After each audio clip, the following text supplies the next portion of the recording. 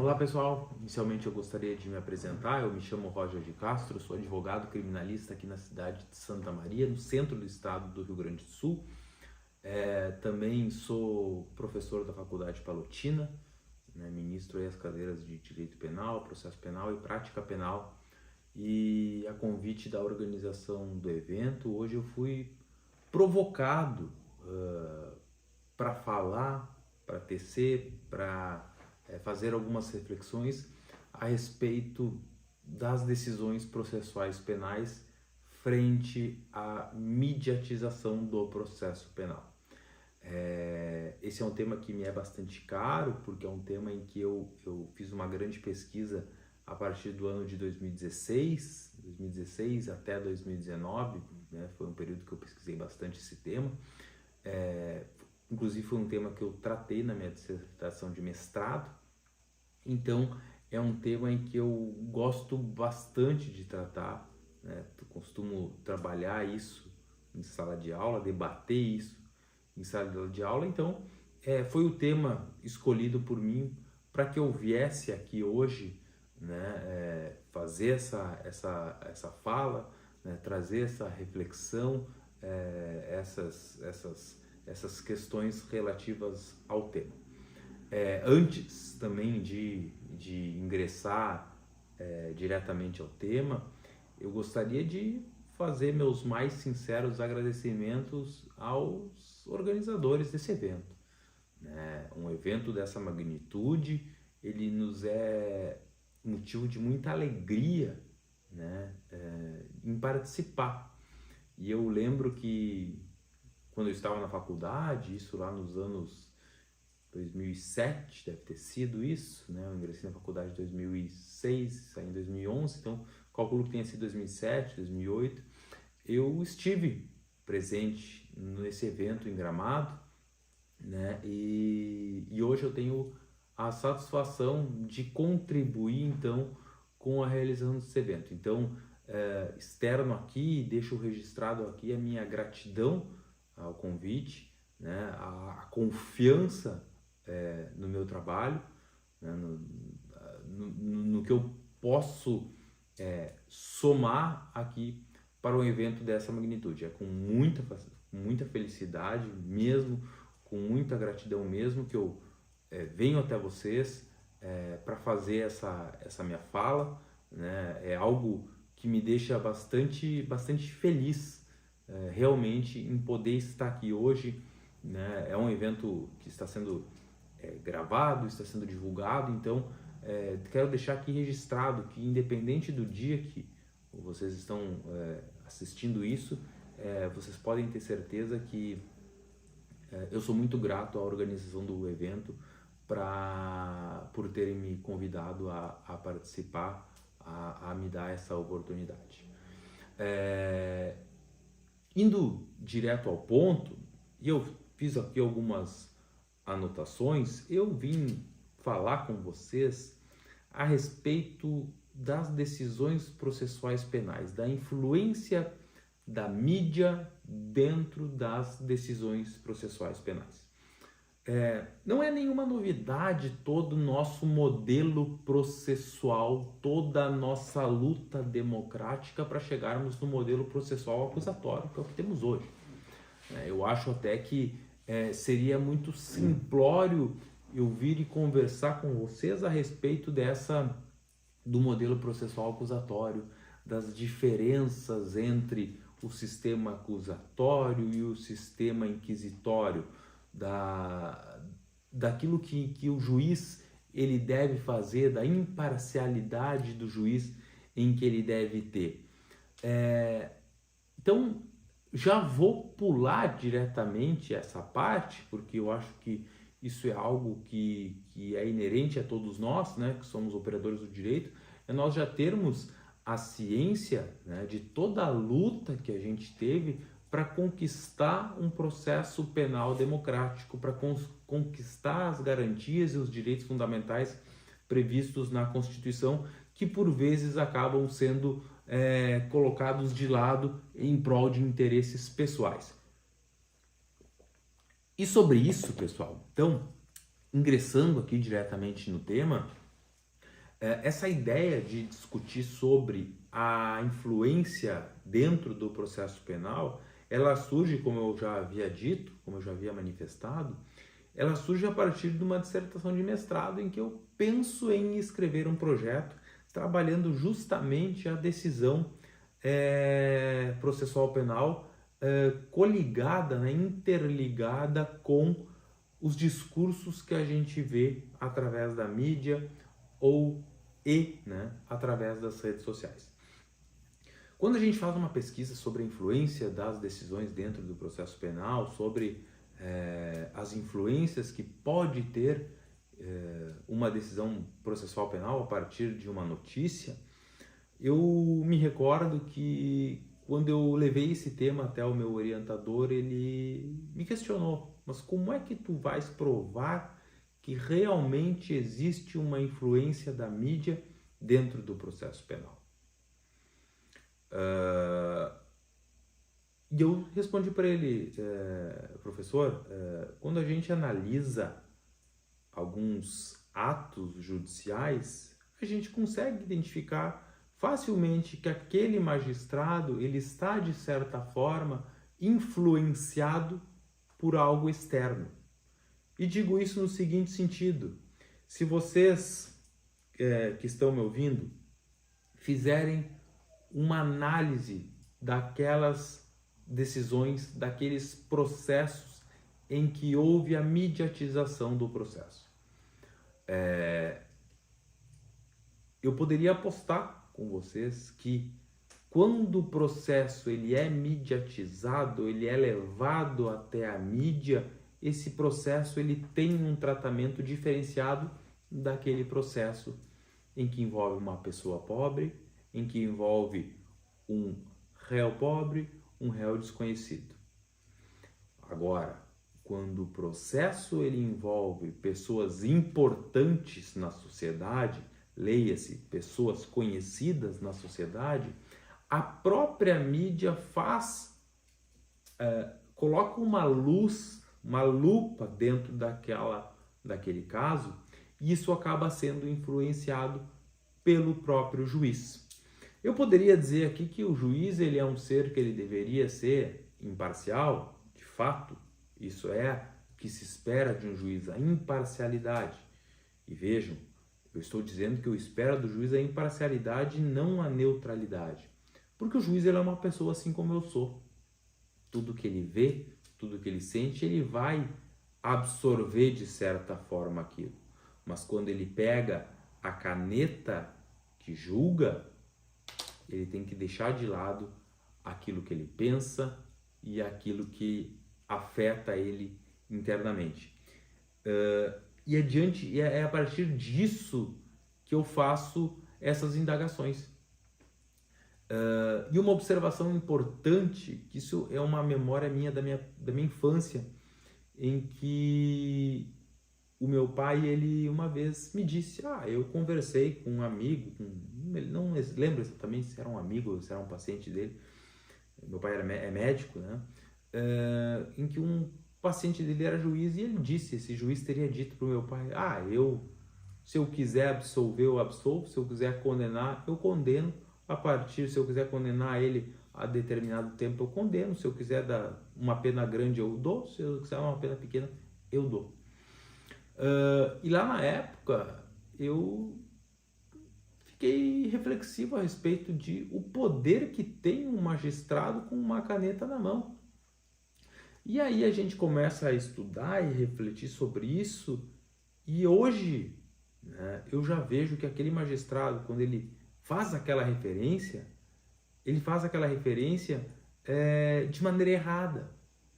Ele faz com que o trabalho dele, a decisão dele, fique distante daquilo que se entende por um processo penal democrático, por um processo penal constitucional. Porque não cabe ao julgador decidir conforme ele acha, ou, como diz o Dr. Lênio Streck, ao julgador não cabe decidir conforme a consciência dele, né?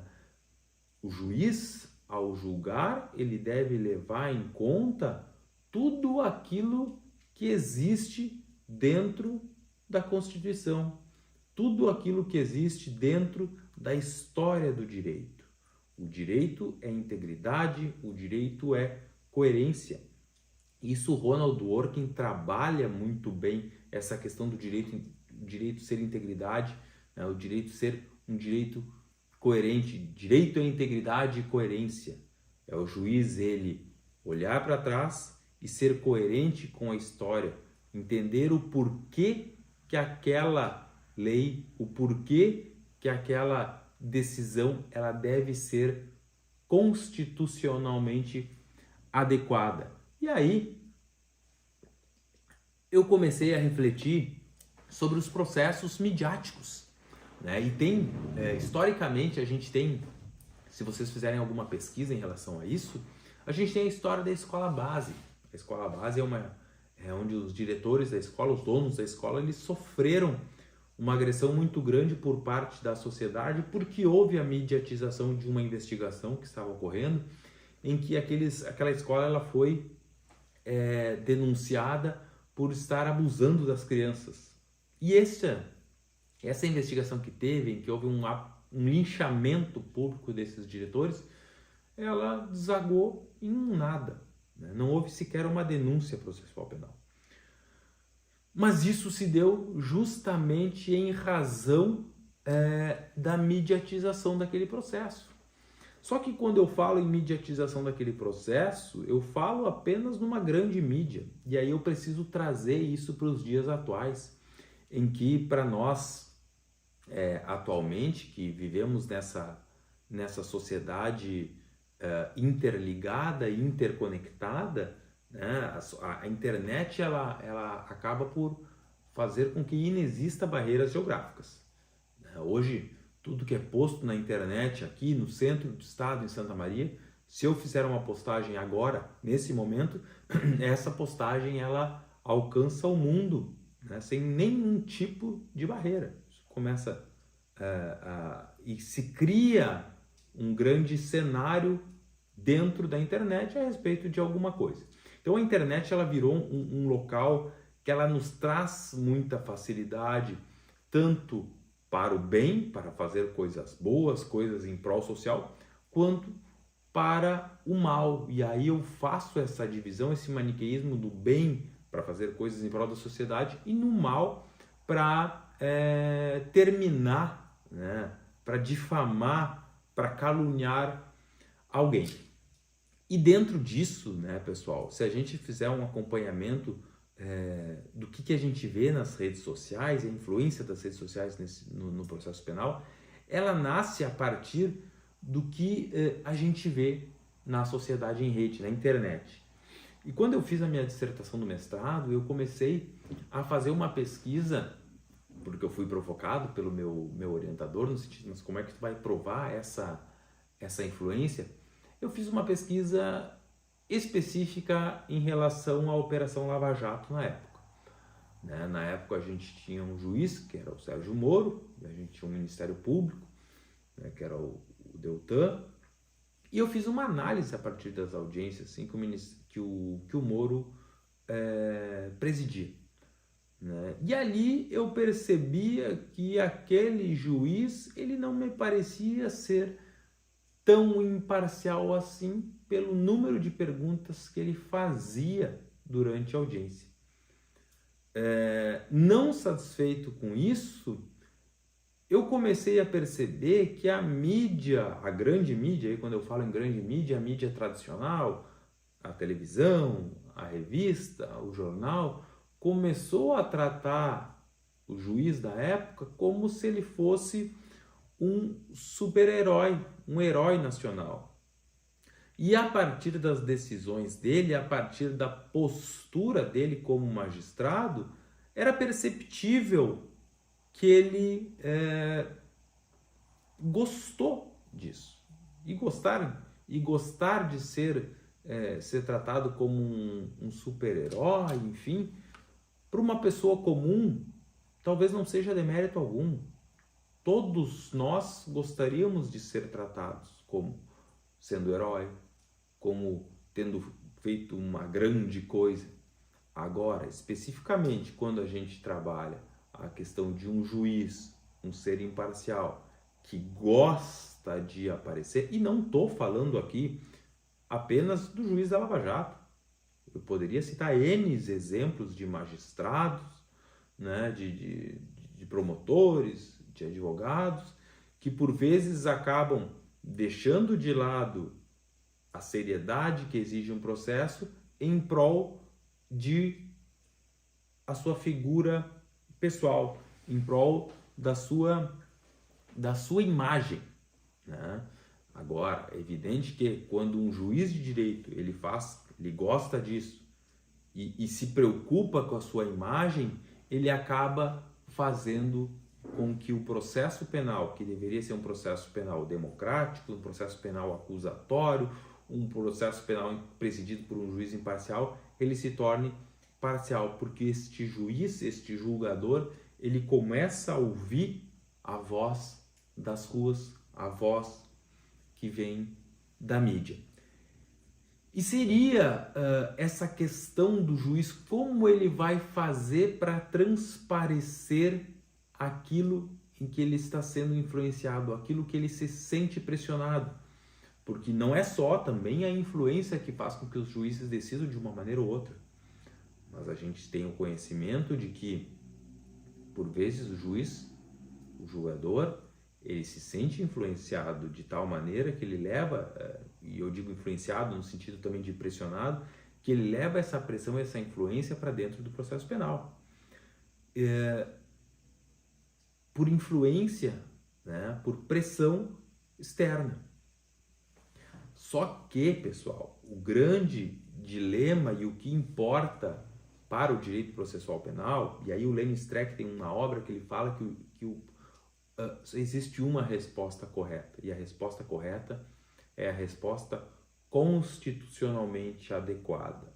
Para que o juiz ele chegue a uma resposta constitucionalmente adequada, o primeiro passo dele é fazer com que haja uma separação, haja um afastamento da figura do juiz julgador com aquilo que vem sendo julgado, concluído, decidido, né, aconselhado por entes externos. E aí, entes externos, eu poderia dizer a internet, eu poderia dizer a mídia, né, eu poderia dizer os amigos, o ao redor daquele que deve julgar. Porque ao juiz não é dado uma possibilidade, uma discricionariedade dele julgar conforme a consciência dele. O juiz ele tem que abrir o processo, isso deveria ser, esse é o modelo acusatório que a gente tem no Brasil, em que o juiz ele deveria abrir um processo para julgar, tendo presumindo, né, que aquele réu ele é inocente. O juiz ele tem que ser convencido de que aquele réu ele não é inocente e sim culpado, e não o contrário. Acontece que quando a mídia o pressiona dessa maneira, quando eu digo dessa maneira, eu digo de tal maneira em que ele se sente coagido, o juiz já entra tendo uma decisão a partir de uma compreensão que ele teve fora do processo. Só que se é uma compreensão que ele tem fora do processo, um sentido dele fora do processo, este julgador não pode mais fazer parte desse processo. Ao magistrado, ao juiz, ele tem que saber que a interpretação daquele caso, daquela lei, daquela decisão que ele vai tomar, o sentido da lei, a lei não está posta ao juiz para ele decidir conforme a consciência dele. Ele não pode condenar e ele não pode absolver a partir de um sentimento próprio dele. Eu já vi juízes dizendo que sentença, o termo sentença vem de sentir, e aí, portanto, ele sente que o réu é culpado. Isso é o maior absurdo que tem, pessoal.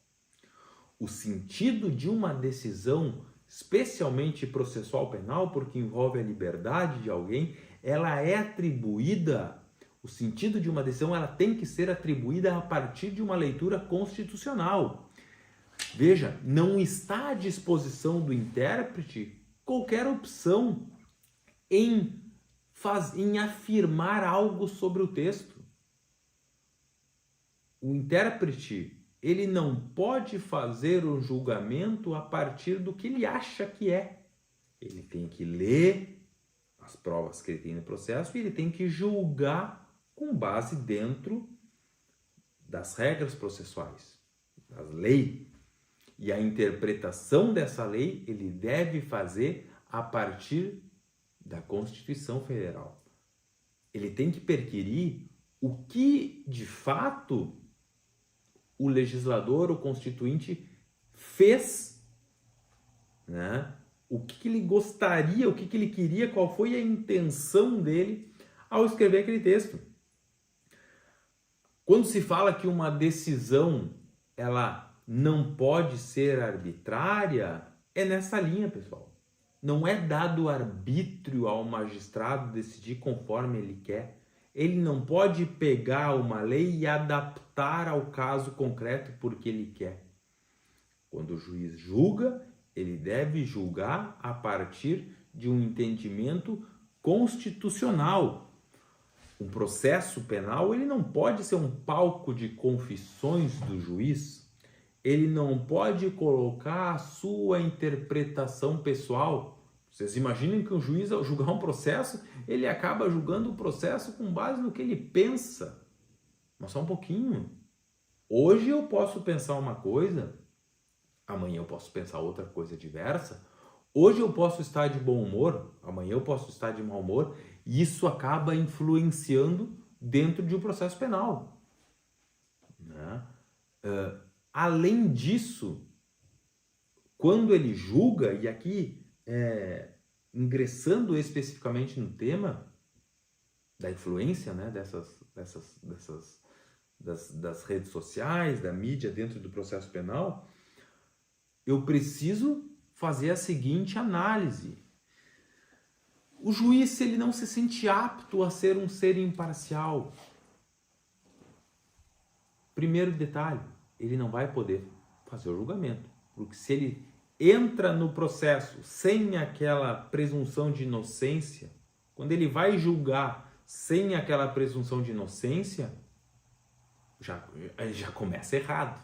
Né? O juiz ele tem que iniciar um processo presumindo que aquela pessoa que está ali ela é inocente. Pelo menos é esse o sentimento que eu tenho e que qualquer juiz que porventura seja julgado, ele deve ter. Né? Ele tem que pensar que essa luta, esta briga, o fato do julgamento agradar ou desagradar a determinado público, não importa ao processo penal democrático. Aliás, o processo penal, na grande verdade, ele é uma luta contra as maiorias. Porque não raras vezes a maioria do povo ela está contra uma pessoa que pode ser comprovadamente inocente. Se a gente fizer uma análise sobre isso, a gente pode pegar o que a grande mídia faz, o que as redes sociais fazem, no sentido e até politicamente falando, mas a gente teve algum tempo atrás, alguns candidatos que se referiam ao cidadão de bem. O cidadão de bem, o cidadão de bem, quem é de fato? Né? Esse maniqueísmo de dividir o bem e o mal dentro de um processo não pode existir. O magistrado, quando ele julga, ele tem que julgar de uma maneira imparcial e levando aquele sujeito sem o que a mídia diz a respeito dele. Eu não posso achar que aquela pessoa em que a mídia escolheu, aquele processo em que a mídia escolheu, que aquele réu ele deve ser punido com uma pena a maior do que a prevista ou a maior do que seria constitucionalmente adequada. para agradar um ou outro, né? Eu preciso ter a noção de que dentro do processo penal, um processo penal constitucionalmente adequado, um processo penal que respeita o modelo acusatório, eu tenho que ter a ciência de que toda e qualquer decisão ela deve ser levada em consideração a Constituição, em consideração o que está dentro do processo e, de certa forma, afastado aquilo que está fora do processo, que está nas redes sociais.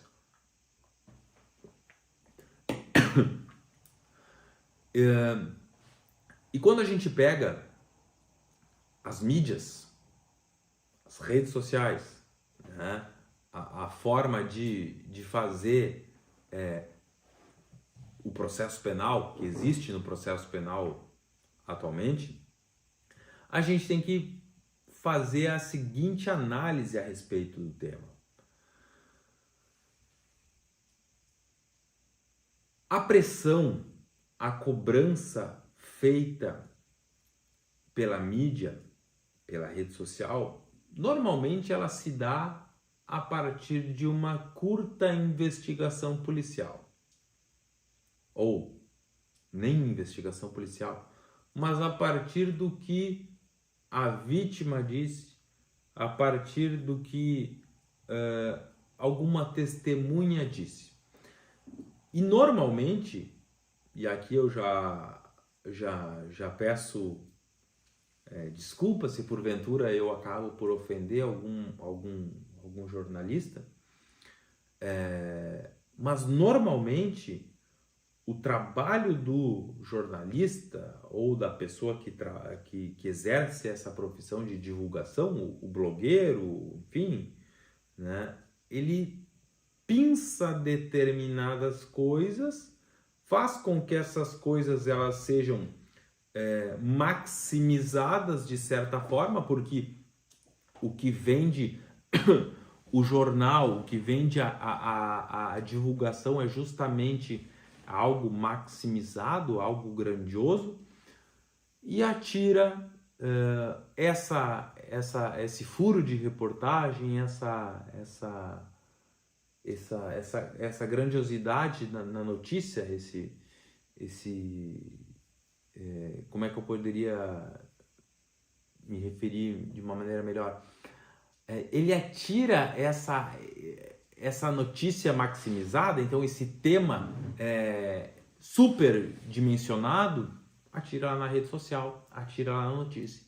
E aí a grande sociedade, a grande parte da sociedade que está dentro da rede social, né, acompanhando aí, ou seja, ou pela rede social ou pela própria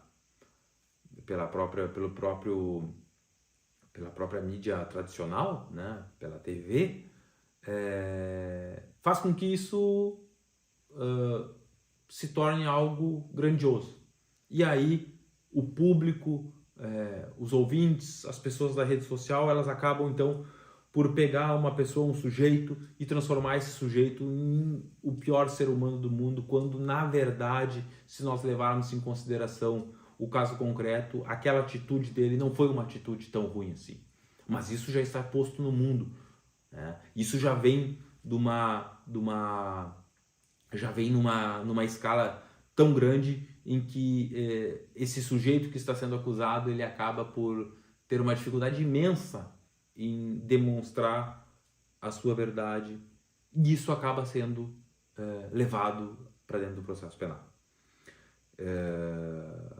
E aí eu devo fazer uma observação, especialmente quando a gente fala na mediatização do processo, mas eu falo especialmente na questão de tribunal do júri, né? Porque até agora eu falei sobre as decisões judiciais, o magistrado que toma alguma decisão porque ele está com uma compreensão, diria uma compreensão afetada, mas ele está tocado pelo que diz na mídia, ele se deixou ser picado pressão popular, ele se deixou levar pela pressão popular, ele se deixou levar por o fato de estar tudo nas mãos dele. O magistrado, ele começa a se sentir como se ele fosse o sujeito que vai bater um pênalti numa final. E aí ele chama a responsabilidade para ele e ele sabe que se ele não condenar aquele sujeito ruim, aquele sujeito que não é um cidadão de bem, ele vai ser criticado. E em razão disso ele acaba por condenar.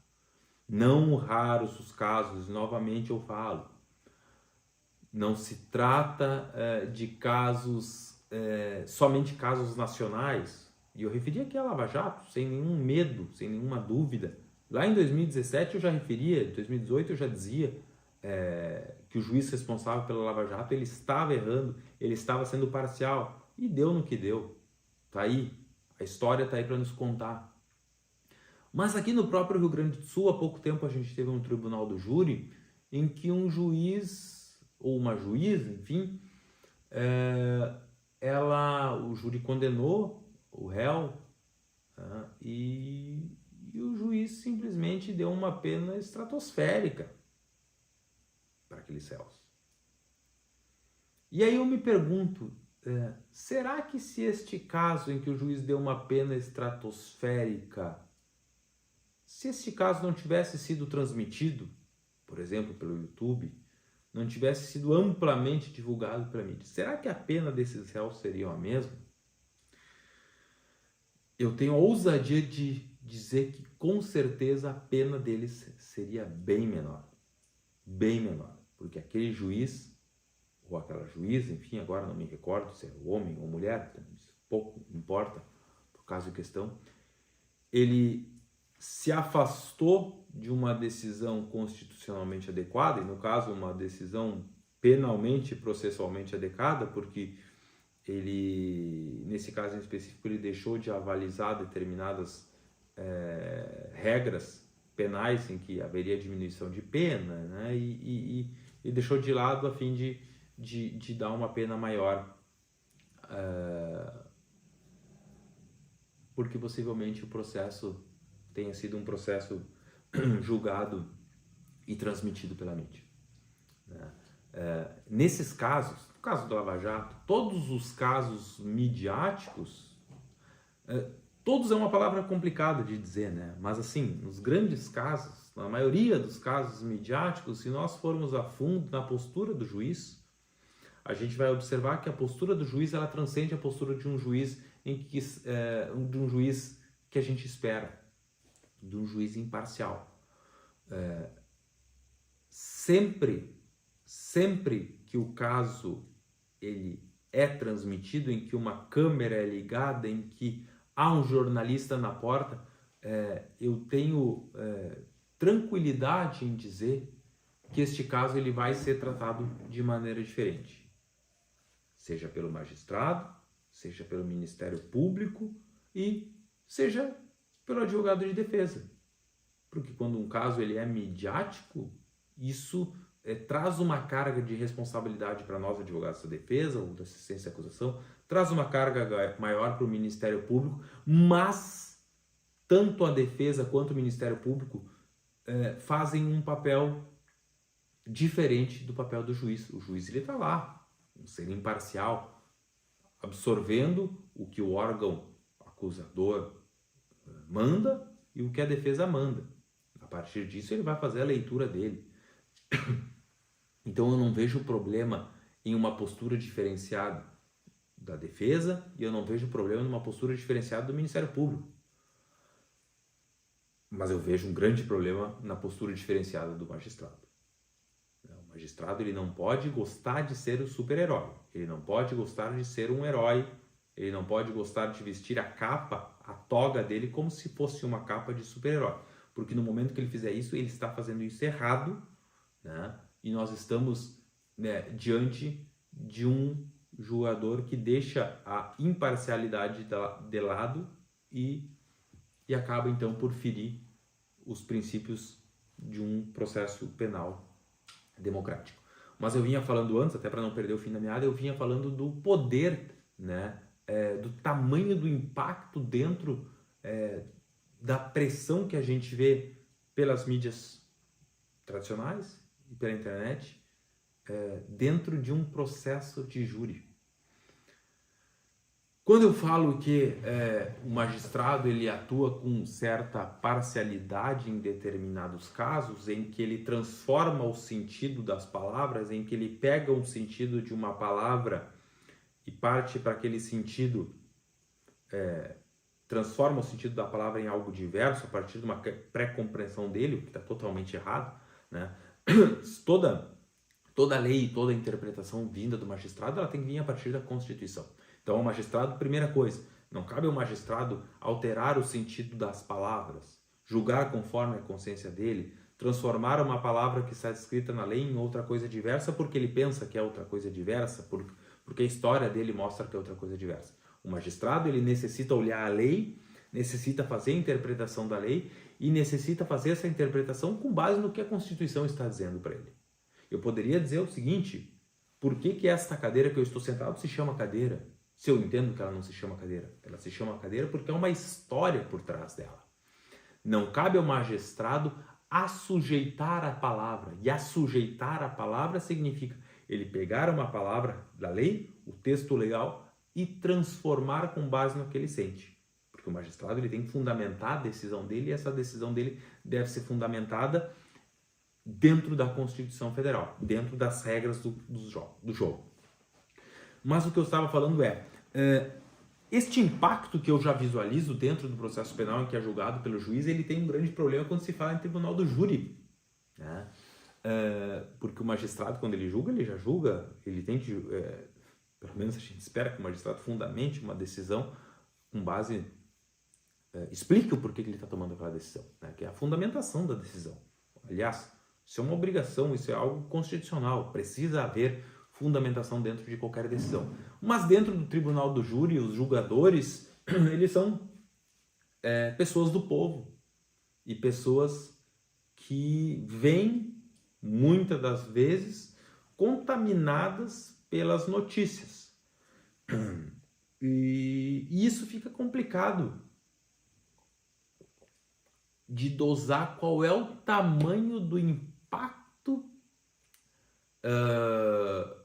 que existe dentro do tribunal do júri a partir de uma mediatização do processo penal.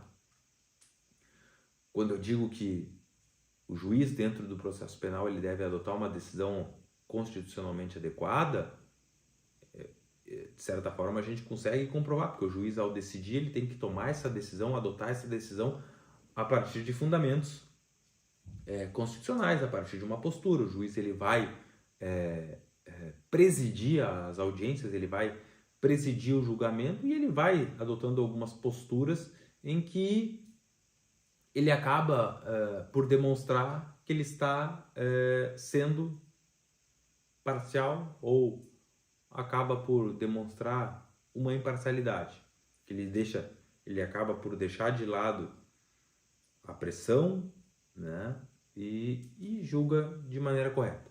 Agora, dentro do tribunal do júri, em que esse julgamento ele se dá através dos pares, há um problema muito grande, porque a gente não consegue mensurar qual é o tamanho do impacto daquele processo, ou, qual é o tamanho do impacto daquela mediatização do processo para com o jurado.